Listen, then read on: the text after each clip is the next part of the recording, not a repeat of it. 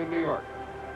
All right, Jack, thank you very much. We're going to turn you all over to Dick Stockton and Jim Kaat. They're in Boston. The Red Sox lead Toronto 1-0 in the bottom of the sixth. Let's go out to Dick Stockton now with the action. Fellas? Right now, we'd like to welcome the viewers who've been watching the San Diego-Cincinnati game, and the Padres leading 3-1. Rain delay in the seventh inning at Riverfront Stadium. Welcome to Fenway Park. Dick Stockton along with Jim Kaat in a critical American League East battle. The Red Sox lead the Blue Jays 1-0, and here's how the one run was scored in the fifth. And Tom Brunansky got a pitch down around thigh high, and in Fenway Park, when you get the bat head out and get it lifted, no doubt about this. And Bruno's enjoying it. 2 home runs in 2 days for a guy who's not been productive in the first part of the season. So Brunansky has accounted for the run, and Roger Clemens has pitched shutout ball through the first 6 innings. Right here, Mike Greenwell takes ball 1. So Stottlemyre, who has tied his career with 8 strikeouts in a game, is pitching to Greenwell, the left-handed batter. 1 out and runners at first and second. Greenwell 1 for 2 today. Fouls back a heater, and it's 1-1. Yeah, that strikeout of Burks, not an easy thing to do. The way Ellis Burks has been swinging the bat buys Todd Stottlemyre a chance to stay in the game. If he doesn't get Burks, chances are Leiter's in here facing Greenwell. Time call. Tony Fernandez going over to the mound. There's Burks, who was struck out twice today. See, when he has an at-bat like that last one, but Ellis Burks just waved at that pitch, that's when people say, he's not putting the effort into it. But you could see all he wanted to do was try to hit the ball the other way and advance the runners. Very defensive swing. Foul ball out of play. Wes Gardner, who was up earlier for the Red Sox, continues to throw. There's Gardner, former Met. Just joined us. There's plenty at stake here. The Red Sox, by virtue of their win last night in a dramatic 9th inning rally, lead the Blue Jays by 1 game. After this afternoon's contest, there are 4 games left, and so the Red Sox can assure themselves of having the lead going into the final 3 days with a win here. Misses outside. 2-2. Quintana at second, Boggs at first with 1 away. Dwight Evans waiting to hit for Boston.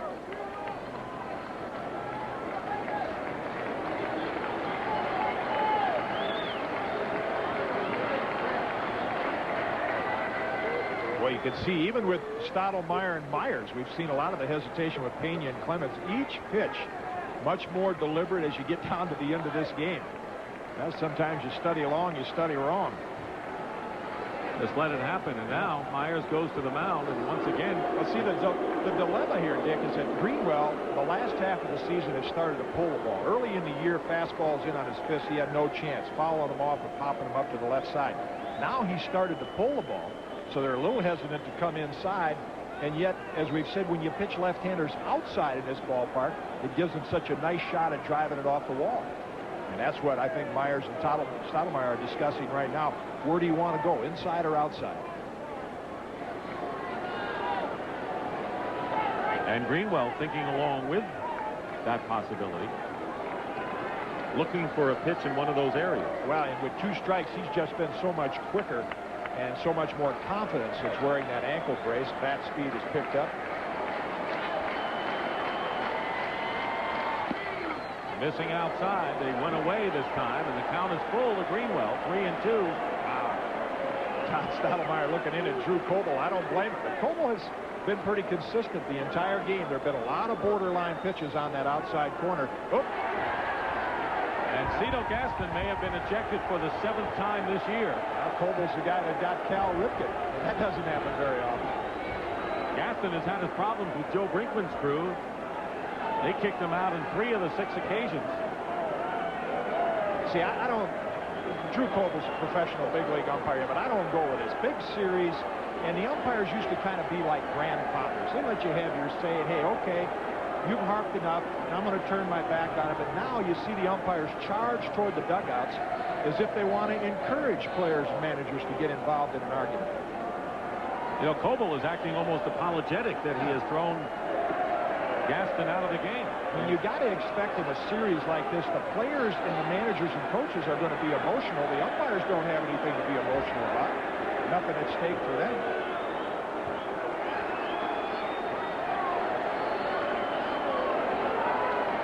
You know, even if that's a manager getting mad, Gaston looks like the friendliest mad manager that I've ever seen. One of the things you want to do as a manager is protect your players and let them know you care. On close pitches, you're not going to just sit there and say nothing. Well, I think it was one of his coaches or players standing near the end of the dugout that might have been the one that Drew Coble threw out.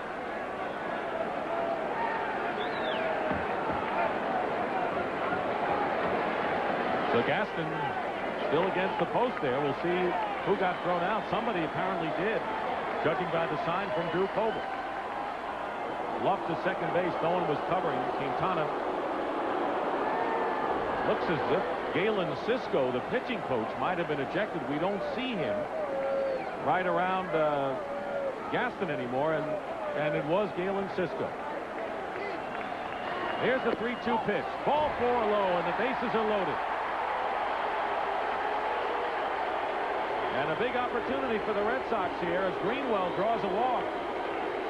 He's been aboard twice today. Well, pretty good discipline right here if you're Mike Greenwell, and yet unless you're just flat out fooled.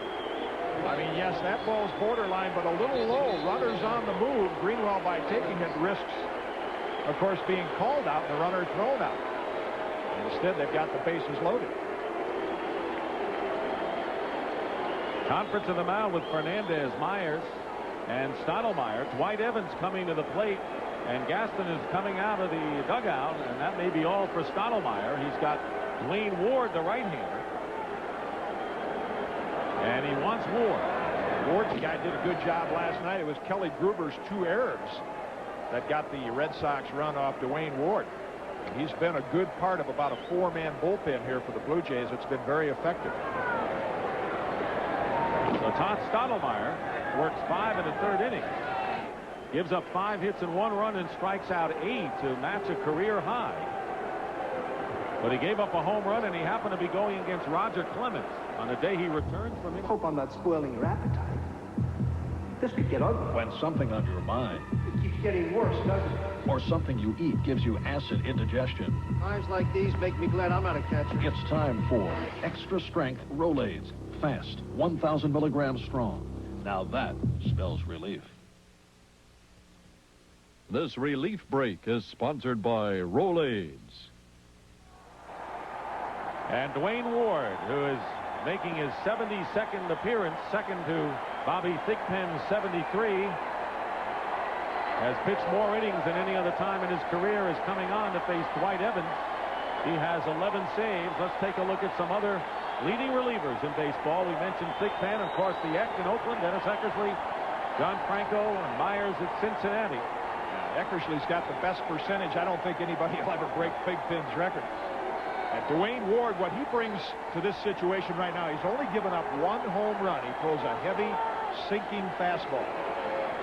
Bases are loaded. Quintana is at 3rd. Wade Boggs at 2nd. Mike Greenwell is the runner at 1st. 1 out. 1-0 Boston. Ward's first pitch in there for a strike. Good fastball. When you say heavy ball, what is that? Well, the only way baseball people have been able to figure that out is a pitcher that appears to throw the ball through the catcher, almost like he's throwing it to the backstop. It's got that heavy sinking spin, and hitters will say when they hit it, it's like hitting a shot put. Dwight Evans has 5 career Grand Slam homers, in case you were wondering. 0-1 the count, and time is called, but this year Evans has managed 3 hits in 20 appearances with the bases loaded. Todd Stottlemyre kind of vocal on the bench. He's responsible for all 3 base runs. Hey, if you care about winning, you're going to let your feelings be known. Can't blame him for that. Last ball misses. 1 ball, 1 strike.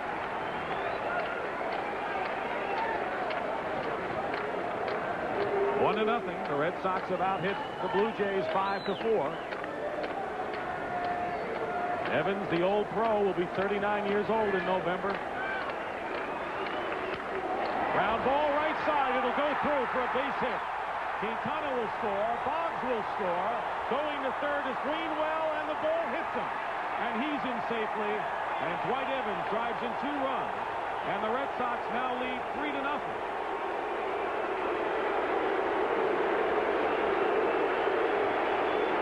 And Evans with RBIs, 59 and 60.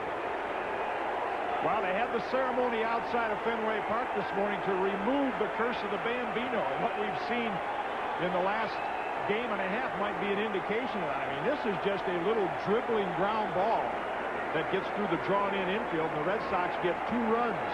And then to add to that, Junior Felix with a strong throw to third, and I think Mike Greenwell would have been out, but the throw hits him. So Greenwell is safe. Still only 1 out. And the Red Sox with runners at first and third. And Tom Brunansky, who homered into the net his last time up. There goes Evans on the pitch, taken for a strike. The throw to second, and Evans beats the throw. He got in under the tag by Fernandez, and that's his second stolen base of the year. Now, one of those little mistakes, those subtle mistakes that can cost you. Now, right here, Myers looks Greenwell back, and the strong throw to Manny Lee, but he's too far in front of the bag. By the time he reaches back, he can't make the tag. If you're going to be that close to the bag, you might as well be on it and try to make the out. If you're concerned about the guy scoring from third, you come in about 10 feet. And the infield is now drawn in a bit. The count to Brunansky is 0-1 with runners at second and third. No force play in effect with 1 out. There's a drive deep to left field. Looking up, it's gone. Another home run for Tom Brunansky.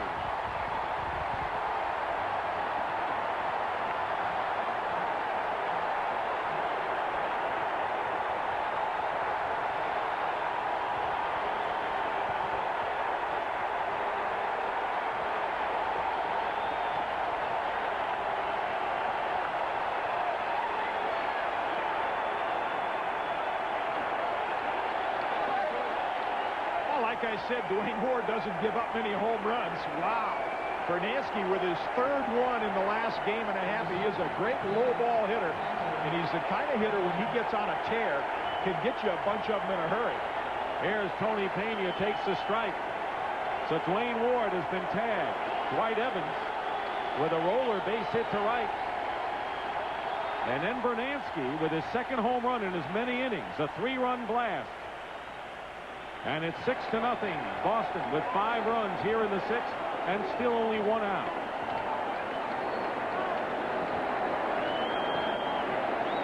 Ward had given up, as you mentioned, only 1 home run. Didn't we say don't try to predict this series? Just sit back and watch what happens. We said that at the top of the game. Another example. And his line is not going to look good, but I'll tell you what, Todd Stottlemyre did a great job matching pitches with Roger Clemens. Yes, he did. Pena, pop fly, McGriff with a play, and he makes the catch right in back of the tarp for out number 2. 23 years ago, the Red Sox won a pennant here. The McGriff go over near the tarp right there and make that catch. They won a pennant, and it was Carl Yastrzemski that had a big weekend. I think he only made 1 out in 2 games. I would have thought Burks or Greenwell would have been that guy, but this weekend appears like it's going to be Brunansky. 7 RBIs in the last 3 games, including 4 today. 2 down to Luis Rivera, and he takes ball 1. So Rivera is the 8th man to bat here in the 6th inning for the Red Sox.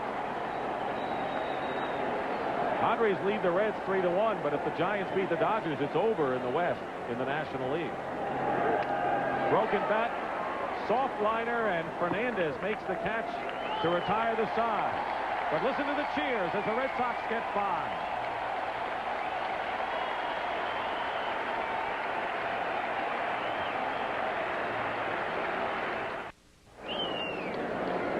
Now, the Red Sox have not hit a lot of home runs in Fenway Park. Why? Because there's not a lot of guys that lift the ball. But there's one, Brunansky.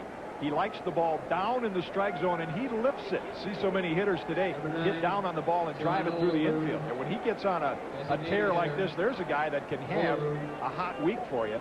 and be the difference between winning a division and finish second.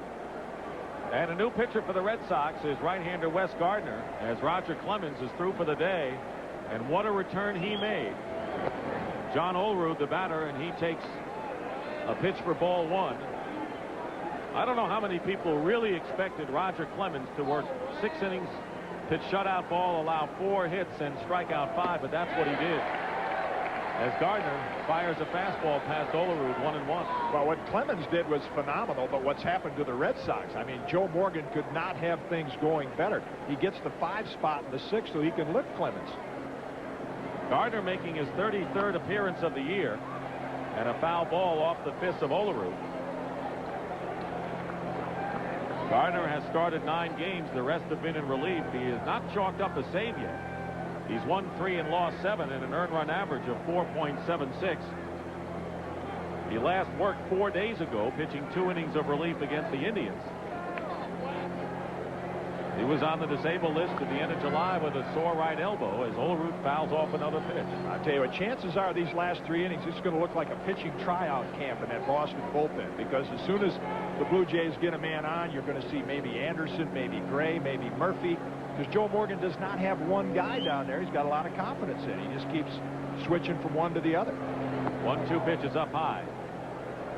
With Clemens working today and Boddicker yesterday, the plan, of course, was Boddicker to pitch the last game of the regular season against the White Sox if that game means something. But now, if they need a 1-game playoff, after what Clemens has done today, he would be the perfect guy for that, and that's when his rotation will come.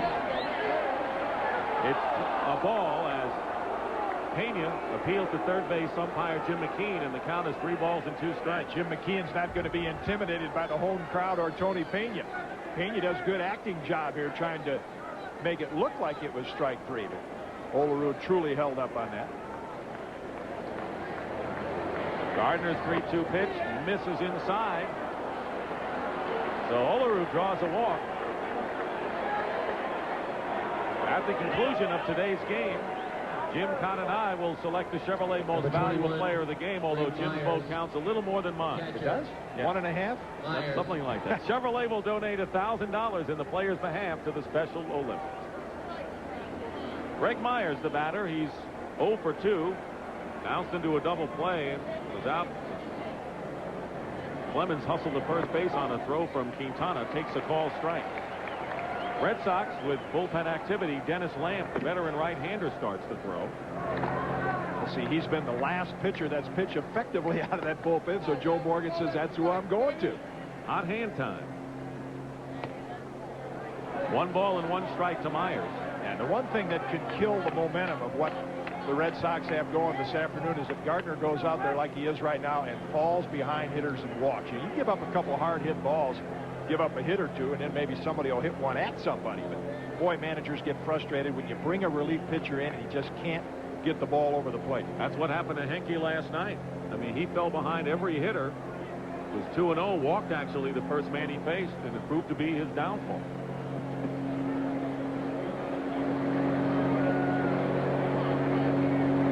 Olerud, the runner at first base. 6-0, the Red Sox lead. Nobody out here in the Toronto 7th. Wow, 2-1. Where was that pitch? Gardner's wondering. Now Coble's going to get a little heat from the Red Sox dugout. I mean, that baby's belt high in the outside corner. Gardner had an injury-marred season last year, was on the disabled list twice. Fouled away. 2 balls and 2 strikes.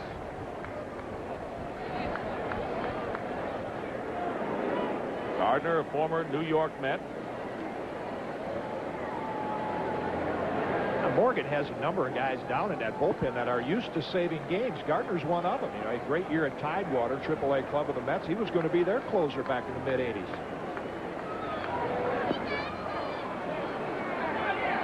Pena couldn't find the ball for a moment, but no advance. Well, it was Calvin Schiraldi who came around along with Gardner. Schiraldi was supposed to be the starter. He ended up pitching in relief.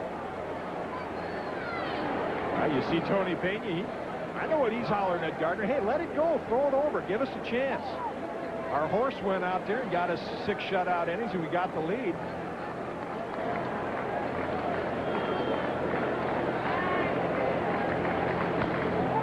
Epper to first base. Quintana, who was not holding the runner on with a 6-run lead. Looked like Coble stepped out, maybe called that a foul ball. Joe Morgan's going to come out to contest it. And apparently, that's the call, so they're going to send Olerud back to first base. It'll go as a foul ball. Now, does it go off his foot? Let's take a look at it. That looked like it hit ahead of his foot. And Drew Coble immediately jumped out from behind home plate. From that look right there, it looked like it was a fair ball. Morgan back to the dugout. And the count is 3 balls and 2 strikes to Myers. So Gardner has come in. He walked Olerud, has gone to the full count on Myers, and certainly is not being aggressive with the hitters with a 6-run lead here. Quintana moves back, not holding the runner on. The pitch outside, ball 4. So Gardner walks the first 2 batters to face him in the 7th inning. And right now, for an update, here's Pat O'Brien in New York. Pat? Actually, Dick, this is a rain update. When they stopped the game in Cincinnati, the score was 3-1. San Diego Padres win. It may be raining at Riverfront, but it may not matter, because right now at Candlestick Park, they are at the bottom of the 8th. The Giants got out of a mess at the top of the 8th, and the Giants still lead the Dodgers 4-3 in the 8th inning. If the Giants win, and even if Cincinnati loses, Cincinnati clinches the National League West, the division they've led all season. Let's go back to Boston. All right, Pat, thank you very much. Joe Morgan's coming out to the mound. Let's see if he has seen enough of 2 walks in the first 2 batters in the 7th inning. He's got Lamp, and Lamp has gotten the call. So Gardner doesn't get the job done in relief of Roger Clemens. And Morgan's going to make a pitching change right here. Dennis Lamp comes in, and we'll take a break from Fenway Park. We'll be back in a moment. You get to watch baseball in Fenway Park on Saturday, talk a little pro football with your wife on Sunday. Yep, Leslie knows some of that too. And the games, 12:30 Eastern. NFL today, Dallas and the Giants, Tampa Bay, Minnesota, NFC Central battle, Green Bay and Detroit, and the undefeateds, Bears and the Raiders. Check your local listings. Well, a former Blue Jay, Dennis Lamp, is now in. He pitched for them from the 84 to 86 season. And Lamp now is going to be making his 46th appearance of the year. All but one of those appearances has been in relief. And Jim Eppert has come up now as a pinch hitter. A few names with the expanded roster. Jim Eppert really was a product of the California Angels organization.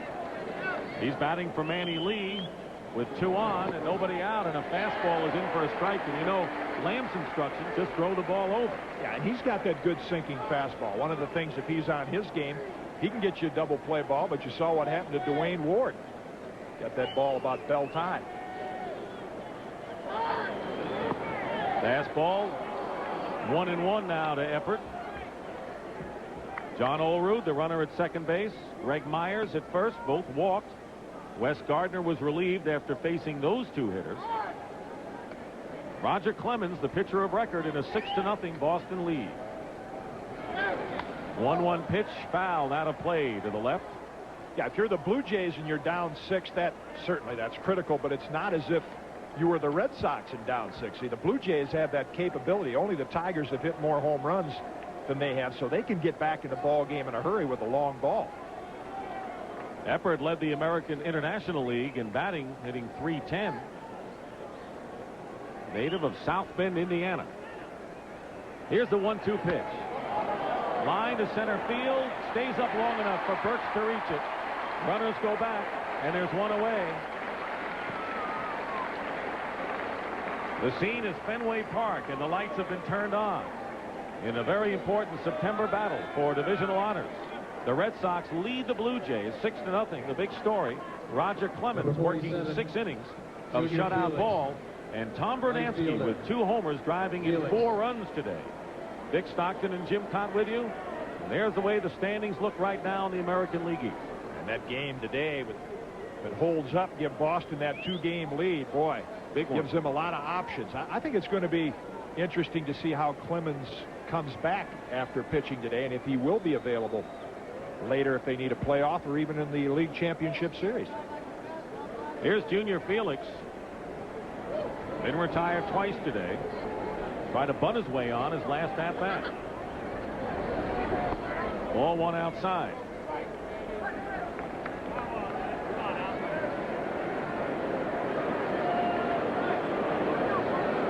It would be huge for the Red Sox to have a 2-game lead with 4 to play. Win the first 2 games of a series like this, it's major. Fly ball to left field, long run for Greenwell. And Mike makes the catch in fair territory, and the runners go back.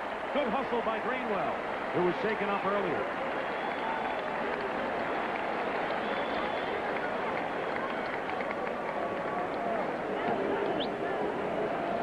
Bring up to date on scores around the league. The Giants leading the Dodgers 4-3. If the Dodgers are retired and don't tie the game, the Reds will have clinched the American League, the National League Western Division. Their game is 3-1. The Reds are losing. There's a rain delay in the 7th inning. Pirates have wrapped up with an 8-0 tie. Magic number is 1, but they've clinched a tie as the Mets lost and the Pirates won. And you look at that Reds score, and people say, well, yeah, the Reds going to sit back and they'll back in. They won that division early in the year when they piled up that big lead. Here's Mookie Wilson, 1 for 3 with a double. Ball 1.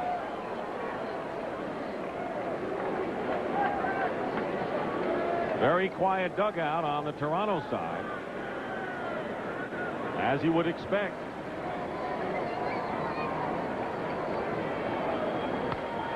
Pop up, playable for Wade Boggs in foul territory. And Dennis Lamp comes in and closes the door. Blue Jays lead 2. We go to the bottom of the 7th, 6-0 Red Sox.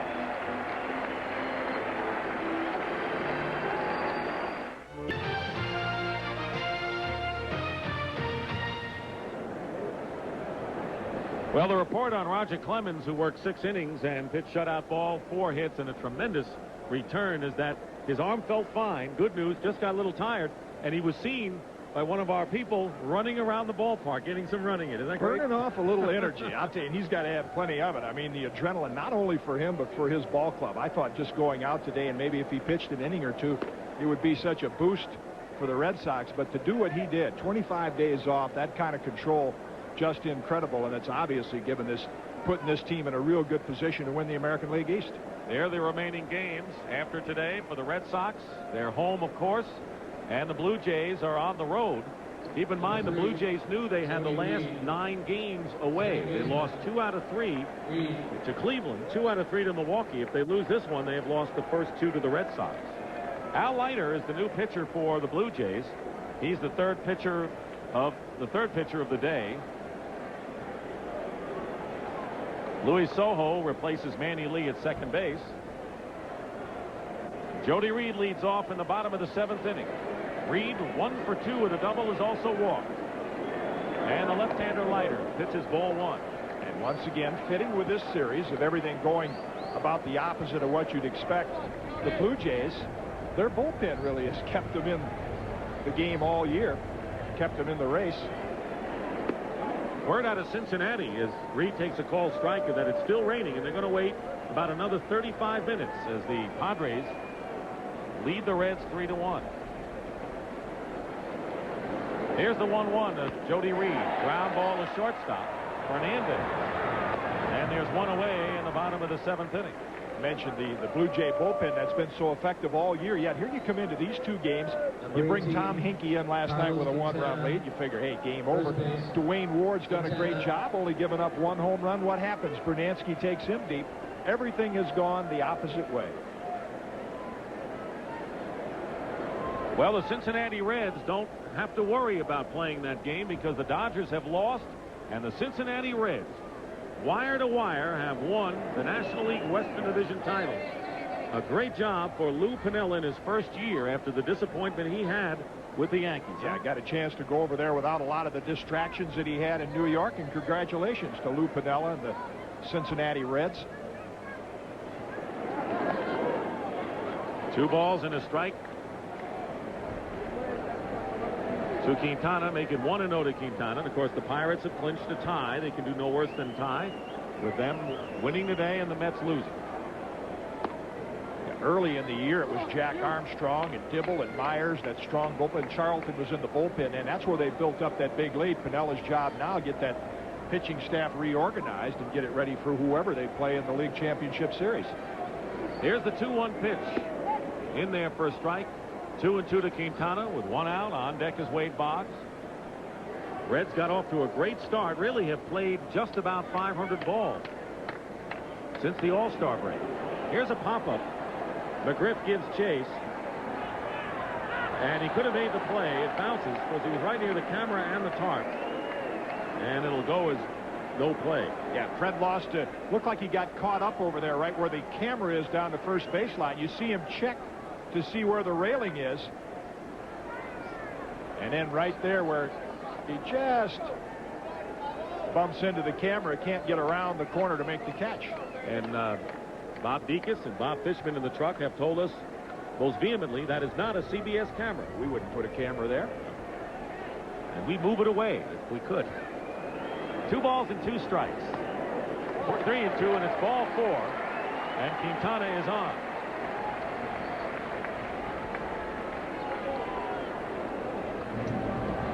Here are the standings right now in the National League. The Pirates clinched a tie, and the Reds have clinched the title.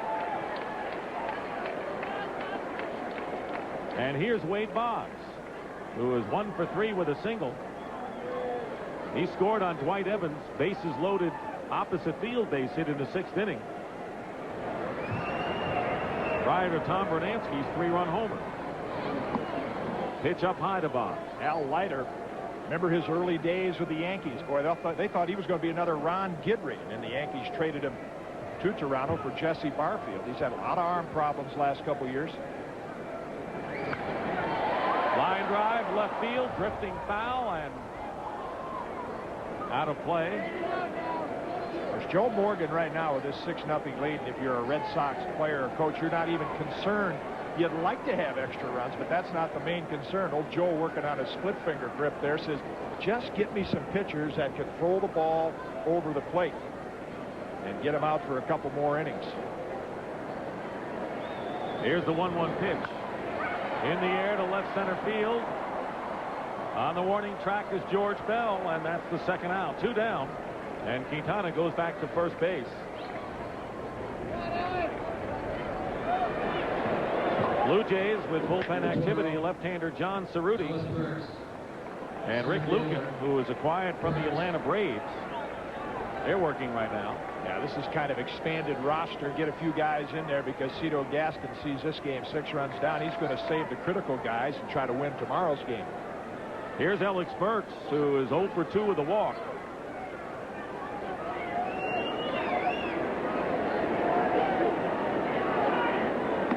Ball 1, 2 men out, and the big production for the Red Sox today have come in the close to the bottom third of the order. There are the pitchers, Cerruti and Lucan.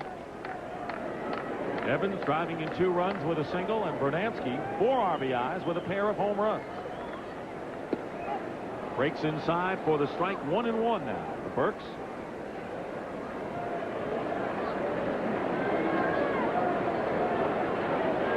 Carlos Quintana, he's the runner at first base.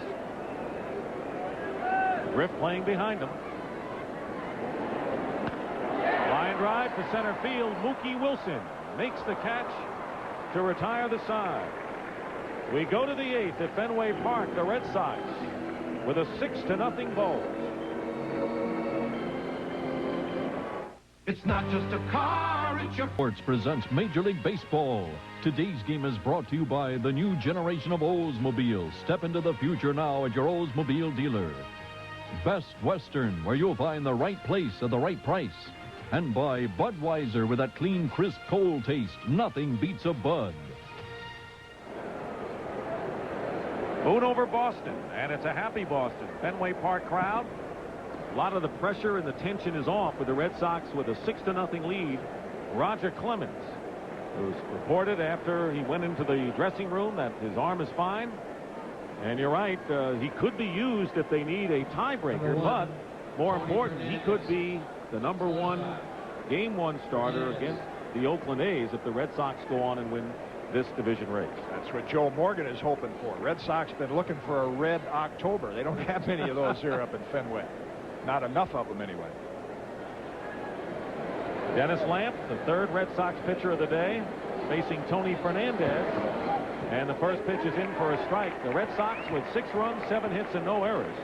The Blue Jays, no runs, 4 hits, and no errors. Fernandez has one of those hits, a single. Missing outside. The plus that the Red Sox have also, and it's been a remarkable recovery by Jeff Reardon, who had back surgery, is he's had saved the game in Detroit the other night, won the game last night. He could be a big factor the Red Sox get to postseason play. Ground ball to the right side and through, and Fernandez has his second hit of the game, and he's aboard for the 3rd time. Hit number 5 for the Blue Jays. If you've just joined us, Roger Clemens worked 6 innings. Threw a lot of pitches, but the numbers show what he did. Tom Brunansky, the batting star, and he's coming alive just when the Red Sox need him in the latter stages. Here's Kelly Gruber, who's 0 for 3 today. Had his 15-game hitting streak snapped last night. Breaking ball in for strike 1. Gruber is 0 for 7 in the series after wielding a hot bat throughout the month of September.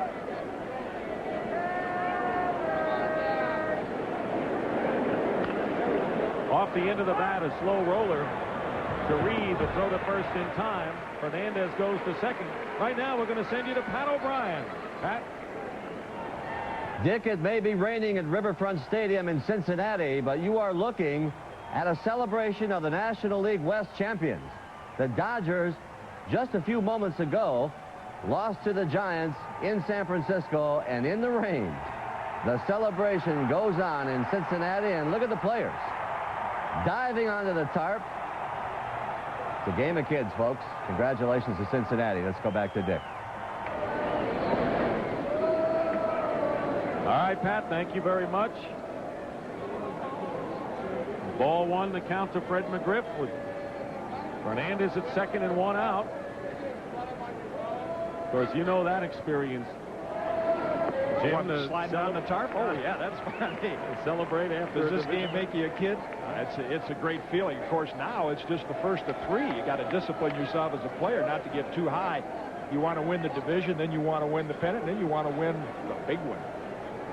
Here's the 1-1 pitch. Fastball in for a strike. Jeff Gray, who worked last night throwing in the Red Sox bullpen. What about the Reds' possibilities and the way their pitching could play out? Well, there's going to be a couple of days off between games 2 and 3 in that National League. McGriff strikes out for out number 2. And that can be a factor. This factor right here is a breaking ball by Lamp that he breaks down and in, and McGriff just swings right over it. What could be a factor is the Reds have Rijo and now Tom Browning, who's come back from an ankle injury after Jack Armstrong has had some arm problems since his success early in the year. So they could set it up where if they get 2 strong starters, it actually could get through the league championship series, just 2 starting pitchers and a good bullpen. Dibble and Myers, maybe Charlton. 2 out, Fernandez at second. George Bell has sandwiched a couple of strikeouts around a double. Red Sox leading 6-0 here in the top of the 8th inning. And the late afternoon haze is looming large over Fenway Park now. Swing and a miss. Sweeping breaking ball, and it's 2 strikes to Bell. You know, all year long teams go with a 5-man rotation. 4-day rotation's a thing of the past, but when it comes to postseason play, you'd be amazed how effective pitchers can be on the 4th day, and I think you'll see a lot of that in the league championship series, maybe in the World Series.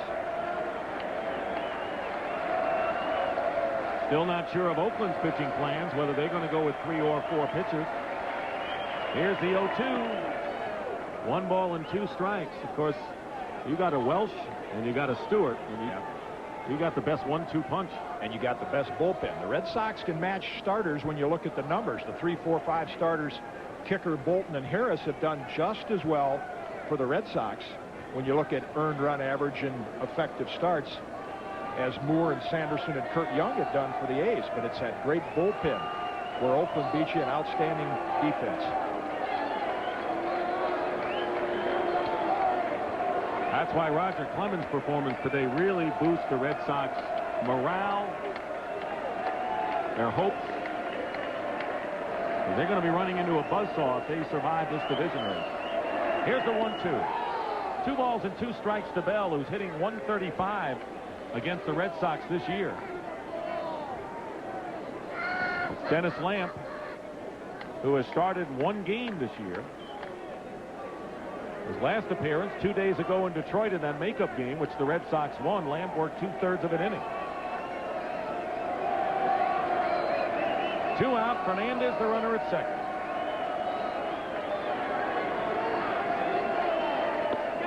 And Bell strikes out to retire the side. No runs, a hit, 1 left.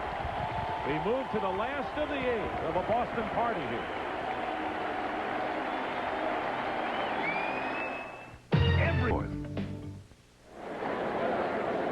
6-0 Boston, and as we get close, Jim, to the end of the regular season, a lot of memories of this season.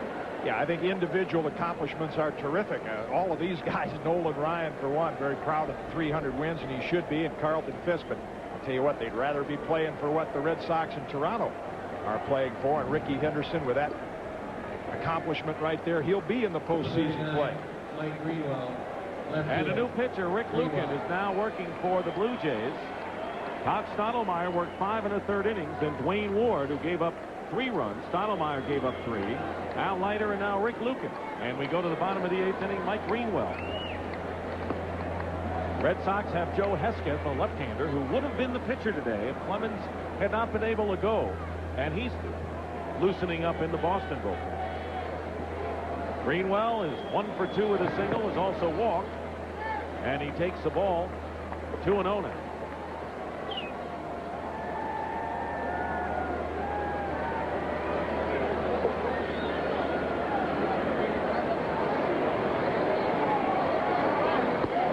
Three balls and no strikes. Lucan came from the Atlanta Braves organization. And also in the Kansas City organization. Another example of what Cito Gaston is doing right here, just giving guys like Lucan a chance to finish this game because of the importance now of tomorrow's game for the Blue Jays. 3-0 now to Greenwell. Lucan was 1-4 with the Braves this season. 3 balls and a strike to count to him.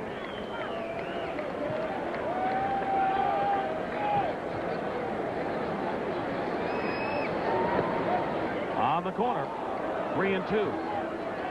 Roger Clemens, it lowers his earned run average to 1.93 with his 6 innings of shutout ball today. And he has pitched 17 straight scoreless innings against the Blue Jays. Of course, we saw 9 of those in August up in the Sky Dome. Ball 4 outside, and Greenwell walks for the second time. Well, Thursday night it all gets underway. Game 1 at 8 o'clock Eastern. Friday, an afternoon game, 3 o'clock Eastern. First 2 games of the National League Championship Series, and the American League gets underway Saturday. Game 1 at 8 o'clock Eastern. Kevin Romine will go in and pinch run now for Mike Greenwell. You mentioned Clemens lowering that earned run average. That points up an interesting situation that writers are going to be faced with. You know, say Dave Stewart and Welch are the leading candidates for the Cy Young. Clemens could well be your most valuable player. Here's Dwight Evans. Evans with the bases loaded in the 6th inning. Hit a slow roller that found its way through the hole on the right side. A 2-run single that set the stage for Tom Brunansky's 3-run homer that has put this one right now out of reach for Boston. Pitch is low, 1-1. You know, I'm sure in Detroit they're howling and saying, wait a minute, Cecil Fielder's the guy, and hey, he's as valuable to the Tigers as you can find. I'm not so sure that a starting pitcher can't be considered for the most valuable player. 1-2 to Evans. I mean, the way to judge that, first of all, I wish they'd change the award. I wish they had like a Lou Gehrig award or a Joe DiMaggio award and give it to Fielder for the best offensive performance. But most valuable player is a guy that if you take him away from that team, what does it do to that team? Ground ball hit to Fernandez. He goes over to Soho for one. Double play, and there are two down. Well, let's talk about the most valuable player award, because Ricky Henderson, maybe the most dangerous offensive player in the league. And now you got Cecil Fielder, who's on the brink of 15 home runs and leading the league in RBIs as well, just to name two. Yeah, I take nothing away from what Ricky Henderson has done and what he means to that ball club, but he's missed a lot of games. So is Canseco, and yet the A's keep winning. Eckersley might be the most valuable player on that ball club, or Dave Henderson. But I don't think there's anyone more valuable to a team than Roger Clemens. And Tom Brunansky with 3 homers in 2 games, 7 RBIs in the last 3 games. Count is 1 ball and 1 strike. Tom Brunansky. What a time for the Red Sox to see their really main right-handed power hitter start to come alive. 2 out, nobody on base. Bottom of the 8th inning. Lukin throws that all the way back. The key to playing well in series like this and games like this is you want to be intense without being tense. That's easy to say, sometimes hard to do. But Brunansky has been through it with the Minnesota Twins when they won the World Series in 1987. And he is a very loose, relaxed guy.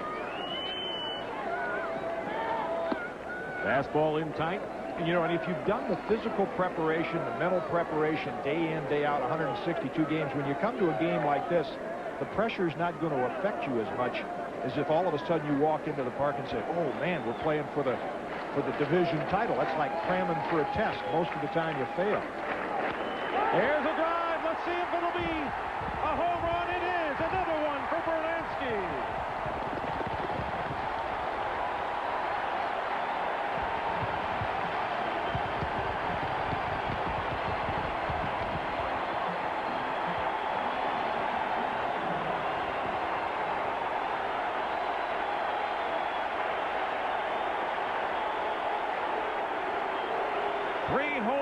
His last 3 times up, 4 homers in the last 2 games. And Brunansky has exploded, and the Red Sox lead it now 7-0. Chances are this will be down again, and it is. All those scouts sitting behind the stands, that's what they're writing down. Don't throw this guy a fastball down and in, because he'll lift it and do what he's done today 3 times. First time since 1983 that a Red Sox hitter connected for 3 home runs in a game. Jim Rice was the last to do it. And as Brunansky found the Fenway swing in the nick of time, as far as the Red Sox are concerned. And Tony Pena takes ball 2, 2-0.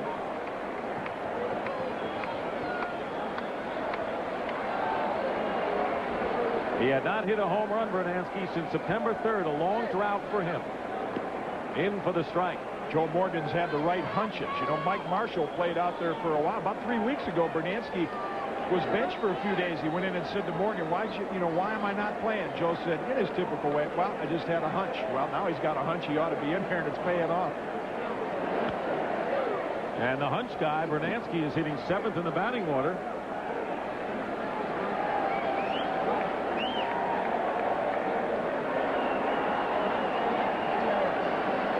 Ellis Burks was hitting 7th earlier in the year, but his production elevated him to the 4th spot. 2 balls and 2 strikes to Tony Pena.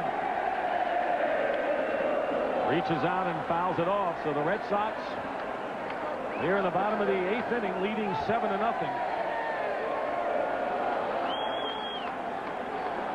If they go on and win, that'll be 5 straight victories against the Blue Jays. Their closest tormentors, and a chance to open up a 2-game lead with 4 remaining.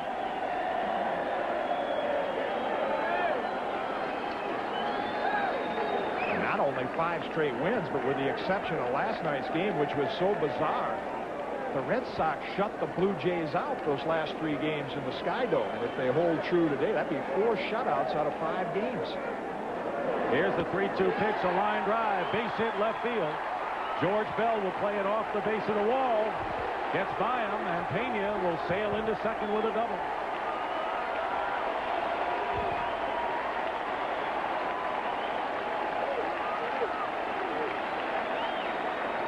That's the 9th hit of the game for the Red Sox.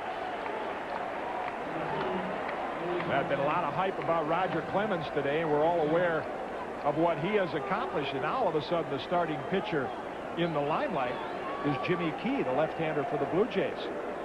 And he's done, he's been in these big games before. He was the one back in '87 that really pitched an outstanding game against the Tigers, that outpitched by Frank Tanana.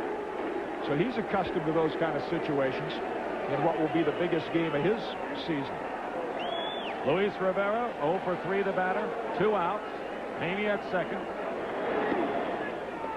Greg Harris will be on the mound for the Red Sox, and while Clemens, if he is all right and can pitch, and Boddicker, the Red Sox will have to identify who at least their third and maybe fourth pitcher would be if they win the division and play the A's.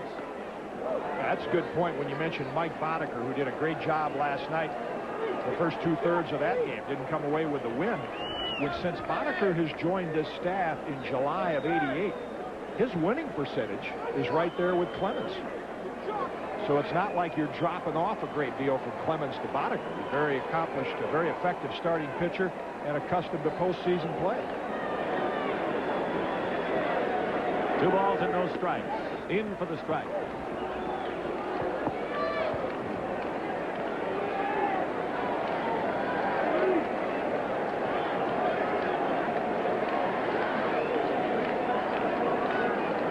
Blue Jays, despite a good road record this year, facing the obstacle of playing the last 9 games of the regular season away from home. Bounding ball, a Gruber at third base. And the side is retired, but Brunansky hits his 3rd home run of the game, and he'll get a hand as he takes the field. 7-0 Boston.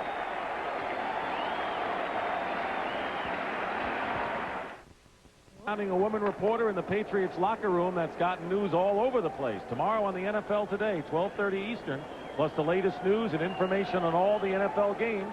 Giants host Dallas. They've already beaten them once. Minnesota hosting Tampa Bay. Green Bay at Detroit. And the battle of undefeated, the Chicago Bears against the L.A. Raiders. Art Shell doing a great job. And moments ago, this was the reaction to Tom Brunansky with the fans in right field and in the bleachers. And they followed him. Sure, they've given him some heat during the year for his lack of production, but they appreciate when a guy is productive like Brunansky has been the last 2 games. Strike 1 to John Olerud. Top of the 9th inning. 7-0. Dennis Lamb trying to close the door and pick up a save if he can finish. The new left fielder Kevin Romine replaced Mike Greenwell.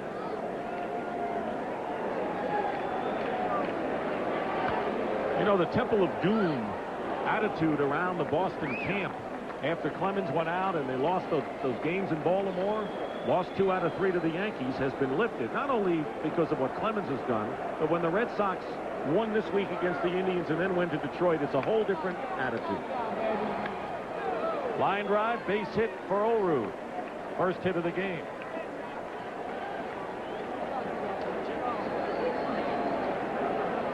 Now see what the fans in Boston and the press, they're used to all the history, but a lot of these players, Jody Reed, Quintana, Rivera, they don't have any idea what's happened here in the past and don't care. And this ball club probably has more of a togetherness than a lot of the Red Sox teams in the past, and that's why they're overcoming some of that negative media hype. Here's Myers, takes a strike. Big day today for the Cincinnati Reds. Even though a rain delay with the Padres leading 3-1 in the 7th inning. Pirates clinched a tie. The Mets lost. Forrest at second base, and on at first is Myers. But with the Giants beating the Dodgers, there was the big score today. The Cincinnati Reds clinched the National League West.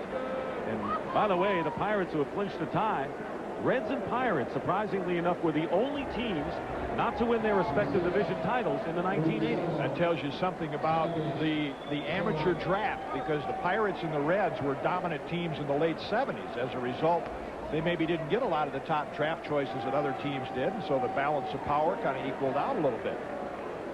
Louis Soho, the batter, up for the first time, went in as a defensive replacement. Speaking of the Reds, remember Davey Concepcion, one of the great shortstops? Take a close look at Luis Soho. And many say, with his mannerisms and actions, a Davey Concepcion look-alike. See him blinking those eyes, kind of some similarities there.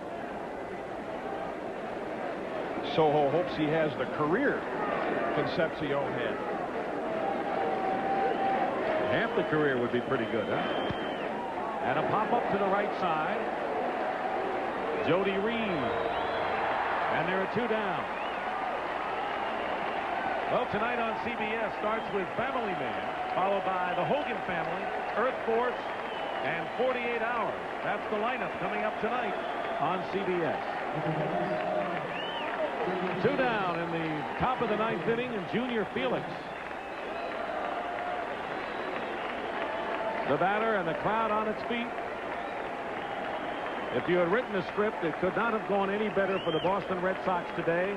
Tom Brunansky with 3 homers in 3 at-bats after being retired his first time up. But more important, Roger Clemens, 6 innings of shutout ball. Ball 1. There's Tom Brunansky, 3 home runs. It all really started in last night's game with a big 9th inning single by Jeff Stone, which erased a lot of questionable decisions that Joe Morgan had made, and he admitted that himself. He said, boy, Jeff Stone relieved a lot of pressure from me for not bringing Jeff Reardon into the game in the 9th inning. Cito Gaston now is looking at a 2-game deficit. It's deflected off of Lamb's glove, and everyone's going to be safe. It'll be an infield hit for Junior Felix.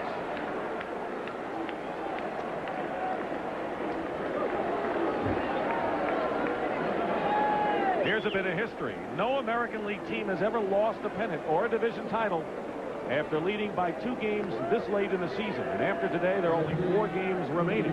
Red Sox are home, including the battle tomorrow with the Blue Jays, and Toronto, of course, finishes on the road. Guys in that dugout don't want to look at graphics like that because of what's happened. And remember last night, everyone said George Bell has never laid down a sacrifice bunt. He turned around and tried to bunt. Here's Mookie Wilson. Takes a fastball for a strike. The coordinating producer of Major League Baseball on CBS is Rick Lasavita. Today's telecast was produced by Bob Dekas and directed by Robert A. Fishman. The pregame show was produced by Ed Gorin and directed by Duke Struck. 1 strike to count. To Wilson, 1-1. The senior producer of CBS Sports is David Winter, and the executive producer of CBS Sports is Ted Shaker. They had a lot of high drama before the game and a lot of it during it. But the Red Sox win going away here. And if things are typical of a Fenway Park game, there'll probably be a little more drama before it's over. You never win an easy game in this ballpark. 2 balls and a strike, 2 runners on for the Blue Jays, and a foul off. 2-2. Jeff Reardon, by the way, just loosening up. Looks like every Red Sox pitcher has had a chance to warm up today. Well, that's one of the things they get called on to get up and down a great deal, and that's what's taken its toll on some of the relief pitchers down in that Boston bullpen. But he takes it all in good stride, Joe Morgan.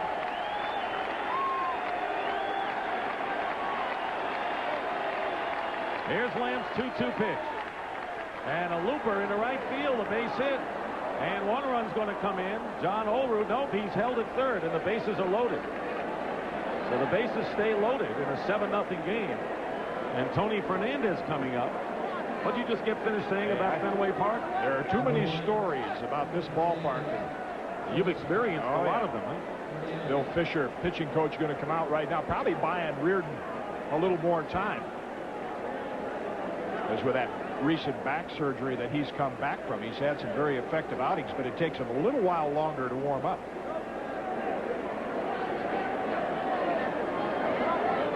Well, yesterday the What kind of tension do they have? Well, Bill Fisher. Yeah, well, talk about trying to be loose. That's the auxiliary starting pitcher in today's game, Joe Hesketh.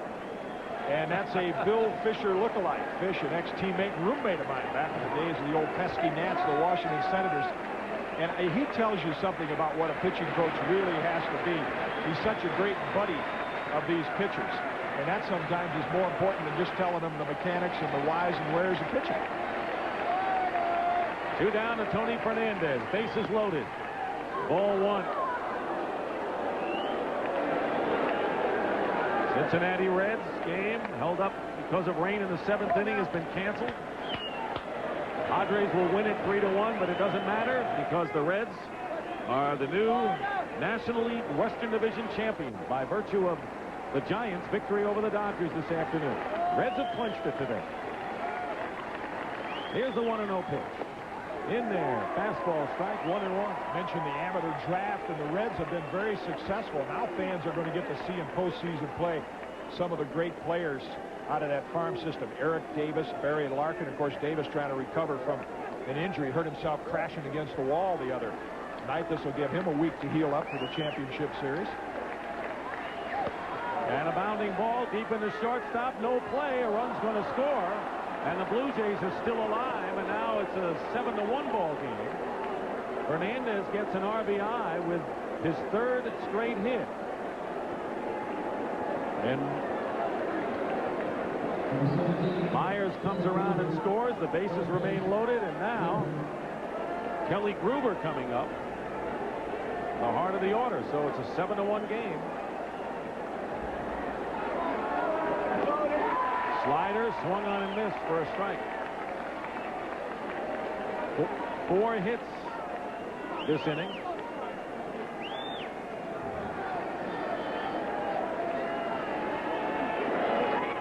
Swing and a miss, strike 2.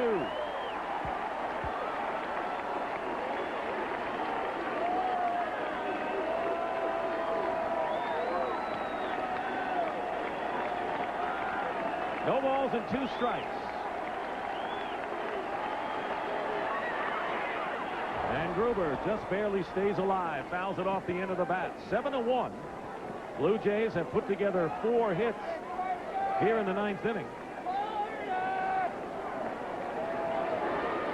Most of them not hit exceptionally hard, but they've got a run in. Gruber 0 for 4. Here's the 0-2. And a ball, 1-2 now. Well, if you've seen enough and played enough games in Fenway Park, the discussion usually gets around to the fact that you never have a comfortable, easy game. And of course, part of it is the thing we always refer to as the left field wall and the coziness of Fenway Park, that there are just so many strange things that start to happen. When I first broke in, they talked about the big leads that Bob Feller and Bob Lemon blew here in the early 50s when they had 7-8 run leads. And Gruber fouls off. Well, you were involved in the game, I remember, in 1975 when your buddy Tim McCarver got the winning hit. Was it off of you in a 9-8 Red Sox win over Chicago? It was off Goose Gossage, and I think that was one of the few games in that year that Goose ever did not hold the lead. He came in with a 4-run lead, which is cake, right? Game's over. And the Red Sox came up with 3-4 of those little singles, Timmy McCarver's being one of them, and they end up winning the game.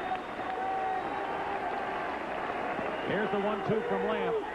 Outside, 2 balls and 2 strikes. Everyone in this place, 35,444 standing, waiting to erupt. But they've been waiting to erupt for quite a while now. Yeah, these last 3 innings have been agonizing for all of those that are Red Sox fans, players, and coaches. Here's the 2-2 pitch. And a high fly ball hit to left center field. And looking up, and this ball is gone. A grand slam homer for Kelly Gruber. And it's now 7-5. And Joe Morgan is already out of the dugout, and we'll have a new pitcher. Gruber's 31st home run. And the Blue Jays refuse to die. They have scored 5 runs here in the 9th inning and trailed by only a couple. Nothing surprising about this in Fenway Park. I mean, here's a staff that has held this team down so well. But The Blue Jays are a team. I mentioned only the Tigers have more home runs. And Kelly Gruber get that ball up in the strike zone to him. What a great swing. Watch the head and watch him watch the ball meet the bat. And those kind of swings and numbers are what make him a candidate for the American League MVP. And RBI, number 114, 15, 16, and 117 now. He had been hitless in 8 trips before the Grand Slam. And the Terminator will come in, Reardon, in a 7-5 game. Chris Kelly knows a little beachfront hook. 30 Eastern. Ouch. It's now 7-5. Kelly Gruber with a Grand Slam homer. Fred McGriff facing Jeff Reardon takes the strike. And a great story, Reardon coming back from back surgery. No one thought he would pitch again. No chance of Jeff Reardon coming back, according to those that followed the Red Sox. But one of the things that makes this guy a great reliever is what is inside. And he doesn't have the 90-mile-an-hour fastball anymore. He's got that demonic look about him with a beard, but yet he's a very quiet, soft-spoken guy with a lot of guts out on that mound. That's what makes him one of the best in the game. 1 strike away from his 20th save of the year. And a pop-up, and this should do it. Wade Boggs. And the game is over. And the Red Sox have narrowed the magic number to 3. They had to hold their breaths a while. And they can clinch a tie tomorrow with a victory. And Tom Brunansky, the batting hero, with 3 consecutive home runs and 5 RBIs today.